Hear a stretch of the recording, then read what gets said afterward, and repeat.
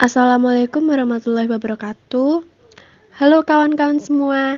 Di sini kita akan mempresentasikan tentang sejarah wajib dengan materi pembebasan Irian Barat. Pertama-tama kita akan memperkenalkan nama-nama anggota kita, yaitu yang pertama Intan Ninda Rahayu, yang kedua Leoni Putri Hernawati, yang ketiga Michelle Octaviliana, yang keempat Muhammad Ferdiansyah, yang kelima Muhammad Ragil Andika, yang keenam Muhammad Syafiansyah Berlaman, yang ketujuh Muhammad Naufal. Latar belakang pembebasan Irian Barat. Salah satu hasil dari KMB adalah masalah Irian Barat yang akan diselesaikan dalam waktu 1 tahun sesudah pengakuan kedaulatan. Ternyata ada perbedaan penafsiran antara Indonesia dan Belanda. Bangsa Indonesia menafsirkan bahwa Belanda akan menyerahkan Irian Barat kepada Indonesia, tetapi ternyata Belanda menafsirkan hanya akan merundingkan masalah Irian Barat dan bukan diserahkan kepada Republik Indonesia. Perjuangan membebaskan Irian Barat. A. Perjuangan diplomasi. Perjuangan diplomasi dilakukan melalui 2 tahap, yaitu 1. Indonesia berupaya melalui diplomasi bilateral dengan berunding langsung dengan Belanda, tetapi selalu mengalami kegagalan.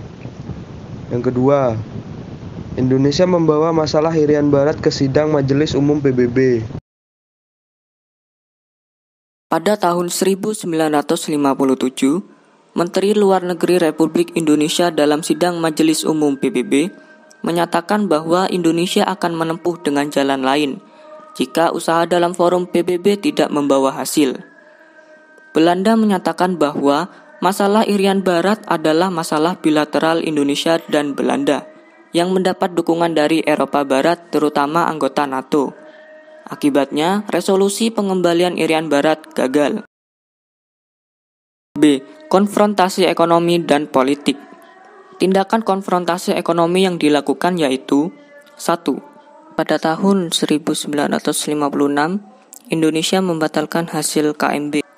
2. Selama tahun 1956, melakukan pemogokan yang berkaitan dengan Belanda.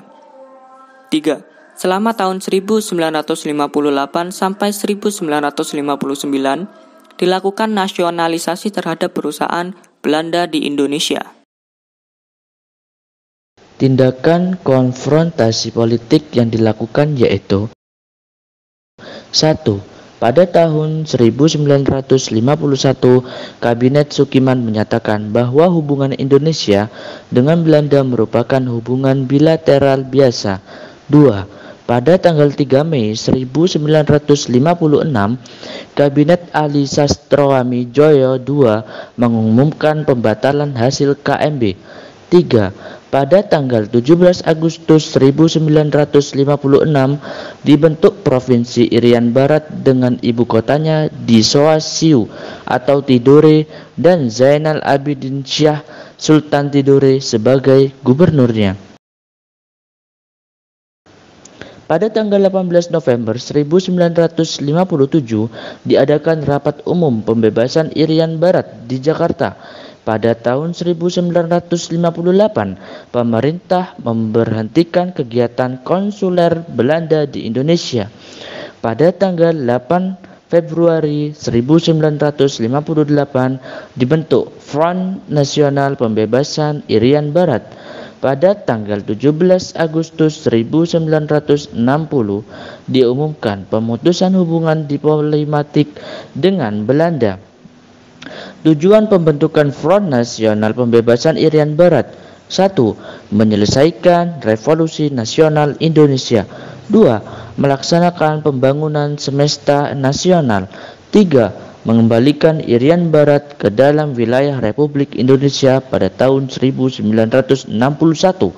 Sekjen PBB meminta diplomat Amerika Serikat untuk menangani perselisihan Indonesia dan Belanda. Pada bulan Maret 1962, diplomat Amerika Serikat mengusulkan agar Belanda menyerahkan Irian Barat ke Indonesia, tetapi Belanda tidak menerima usul tersebut.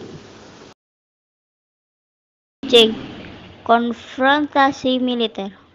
Pada tanggal 19 Desember 1961, Presiden Soekarno mengumumkan Trikomando Rakyat atau Trikora di Yogyakarta yang berisi 1. Gagalkan pembentukan negara boneka Papua buatan Belanda. 2. Kibarkan Sang Merah Putih di Indonesia, Irian Barat, tanah air Indonesia. 3. Bersiaplah untuk mobilisasi umum untuk mempertahankan kemerdekaan dan kesatuan tanah air dan bangsa. Pada tanggal 11 Januari 1962, Presiden Soekarno membentuk Komando Mandala Pembebasan Irian Barat di Makassar dan ditetapkan susunan Komando Tertinggi Pembebasan Irian Barat.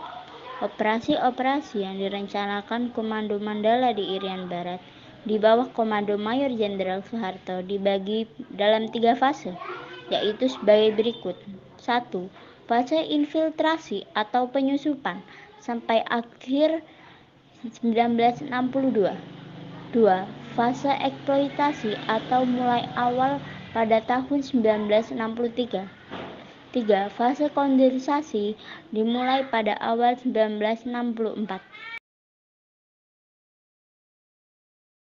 Melihat situasi yang genting, pada bulan Maret 1962, Amerika Serikat melalui diplomatnya, Ellsworth Bunker, mengajukan usul yang dikenal dengan Rencana Bunker. Isi dari Rencana Bunker adalah sebagai berikut. 1. Pemerintah di Irian Barat harus diserahkan kepada Republik Indonesia. 2. Rakyat Irian Barat harus diberi kesempatan untuk menentukan pendapat apakah tetap berada dalam Republik Indonesia atau memisahkan diri. 3. Pelaksanaan penyerahan Irian Barat akan selalu selesai dalam waktu 2 tahun. 4. Untuk menghindari bentrokan fisik antara kekuatan Indonesia dan Belanda, diadakan masa peralihan di bawah PBB selama 1 tahun. Akhir pembebasan Irian Barat. Pada tanggal 16 Agustus 1962, ditandatangani persetujuan New York antara pihak Republik Indonesia dan Belanda yang disaksikan Sekjen PBB. Isi pokok perjanjian New York tersebut adalah 1. Belanda menyerahkan Irian Barat kepada penguasa pelaksanaan pada tanggal 1 Oktober 1962. 2. Pada tanggal 1 Oktober 1962, bendera PBB akan berkibar di Irian Barat berdampingan dengan bendera Belanda, yang selanjutnya akan diturunkan pada tanggal 31 Desember 1962 untuk digantikan dengan bendera Indonesia mendampingi bendera PBB. 3. Pemerintah UNTA berakhir pada tanggal 1 Mei 1963. 4. Selama masa UNTA, sebanyak-banyaknya tenaga Indonesia akan dipergunakan, sedangkan tenaga dan tentara Belanda dipulangkan. 5. Pada tahun 1969, Irian Barat menyatakan pendapatnya tetap dalam Republik Indonesia atau memisahkan diri dari Republik Indonesia. Proses pengembalian Irian Barat. Proses pengembalian Irian Barat dilakukan dengan tahap-tahap sebagai berikut. 1. Mulai tanggal 1 Oktober 1962, kekuasaan Belanda atas Irian Barat berakhir. 2. Mulai tanggal 1 Oktober 1962 sampai 1 Mei 1963, Irian Barat berada di bawah pengawasan pemerintahan sementara PBB yang disebut United Nations Temporary Executive Authority atau disingkat UNTEA. 3. Secara resmi pada tanggal 31 Desember 1963, PBB menyerahkan Irian Barat kepada pemerintah Republik Indonesia. Pada tahun 1969, sesuai dengan perjanjian New York, pemerintah Republik Indonesia mengadakan penentuan pendapat rakyat atau PEPERA. Melalui PEPERA tersebut, rakyat diberi kesempatan untuk memilih bergabung dengan Republik Indonesia atau merdeka. Hasilnya, Dewan Musyawarah PEPERA memutuskan untuk tetap bergabung dengan Republik Indonesia. Pada tanggal 19 November 1969, PBB mengesahkan hasil PEPERA tersebut. Sekian presentasi dari kami, semoga bermanfaat. Terima kasih. Wassalamualaikum warahmatullahi wabarakatuh.